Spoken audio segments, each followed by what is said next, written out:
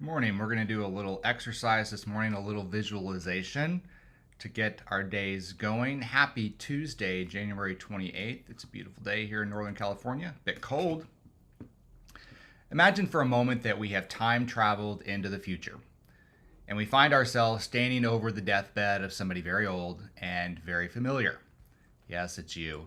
Standing over your own deathbed. And in this very strange universe, you, as the person you are now, will be the recipient of your own last words. And so you lean in to hear the faint whisper, and the words you hear spoken are be more courageous. Be more courageous. If you were to hear those words, what do you suppose old you means by that? Choosing as their last three words, be more courageous to the person you are today, it seems like an important message if those were the last three words you got to say to yourself. What do you suppose is meant by them? Where is old you demanding that you be more brave, that you exercise more courage here today? In your gut, what do you already know they're talking about? What are they asking you to do more of, to be more of, to have more of, ask more of, or demand more of?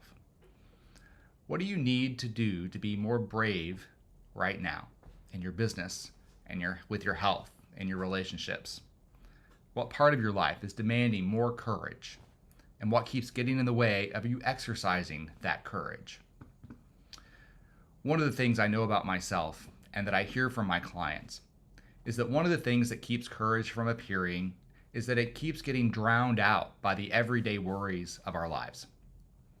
My clients will tell me that they're not being more courageous because there's just so much other stuff to worry about and to deal with.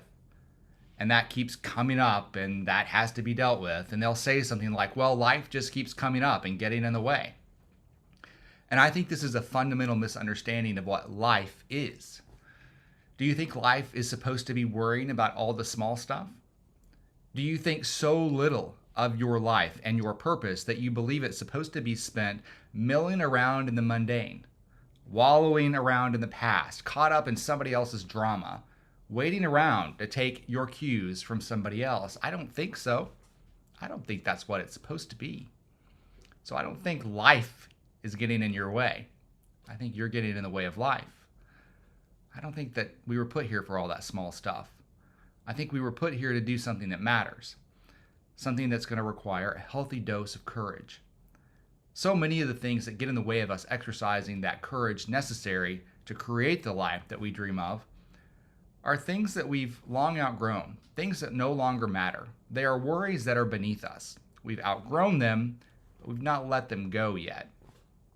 But these worries are useful because they allow us to stay where we are, to stay in the familiar, to stay comfortable.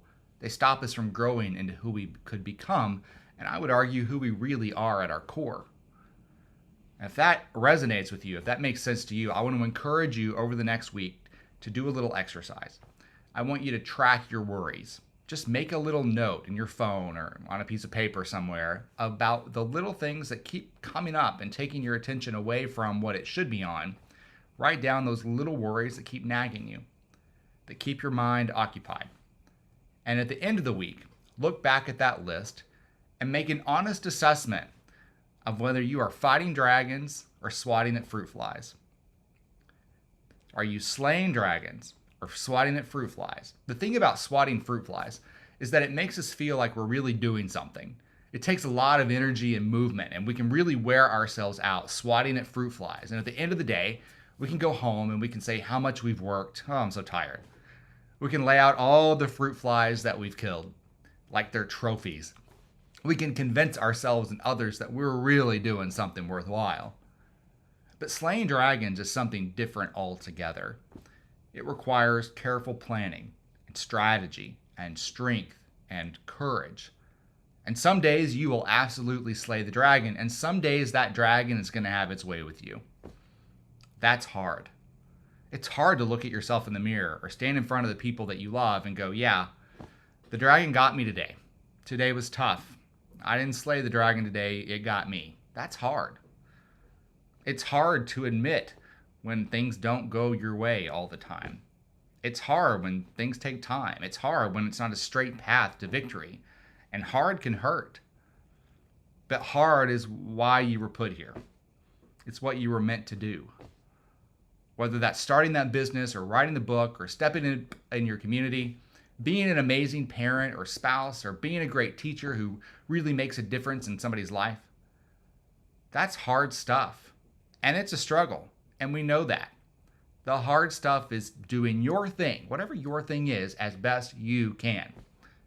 And it's a struggle that is forward thinking, it's future oriented, it's hopeful, and it's worth the inevitable suffering and struggle.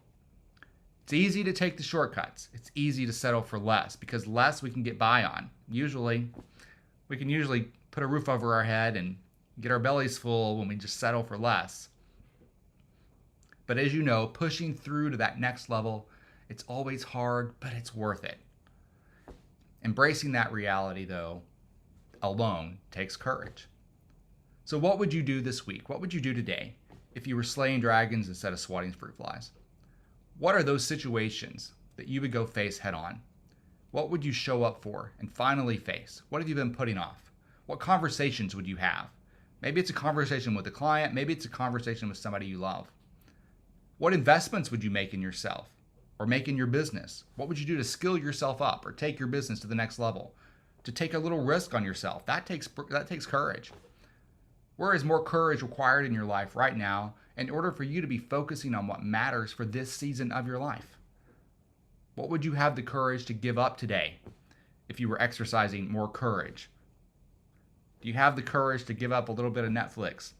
Do you have the courage to give up cable news? Do you have the courage to give up the next season of that show just for this season of your life? Do you have the courage to give up the need to be perfect, to have all your ducks in a row, and to look perfectly flawless? Maybe it's giving up resistance to asking for the help you need from the people in your life. Maybe that's giving up your constant need to be at somebody else's beck and call, to set healthier boundaries with those people that would take advantage of you and steal your purpose from you if you let them. Maybe that's giving up the need to please somebody who isn't going to do anything to deserve that or reciprocate that. When you exercise courage, it's going to be uncomfortable. It's going to feel uncertain. And that unfamiliar feeling, that uncertainty, that's how you're going to know that you're being courageous. It's okay. In fact, it's necessary to take a stand for your dreams, to take a stand for your life, for what matters to you. And that's not arrogance and that's not selfish. And courage isn't dominance. It's not overwhelming somebody else or some situation. It isn't aggressive, but it is assertive. And there's a major distinction there. It is assertive. It's entering into the unknown, the uncertain, the unsettled situation and facing it because you know it's necessary and because you know you can handle it. So when you get to the end of the week and you take account of your progress for what's happened the last week, start asking yourself, where's the gap in courage here? Whether you're reviewing your journal or your business accounting, when you look at it, ask, where did you not exercise the amount of courage necessary? Where is the gap in courage in this progress? Where did I not go all in? Where did I not push the boundaries? Where am I backing down, not going for it? Where are you not protecting your time? Where are you not taking a stand for your future? And what's it going to take to fill that gap in courage? When it's done, what will you say about yourself? How will you see yourself as somebody who went for it? How will the people in your life look at you when you take courageous action? How are they going to see you differently? What would it say about you if you did the necessary things to fill the courage gap? So what can you do this week and every day moving forward, such that your last words will never be more courageous, but are instead not a demand, but an acknowledgement? What if your last words to yourself could be, well done? Well done. So what's required of you this week to get closer to that reality? May you have joy, peace, and happiness, good health and well-being, a life of ease and prosperity, the courage to get what you want from this life, the clarity to know what that is, the imagination to not sell yourself short, and the discipline to see it through.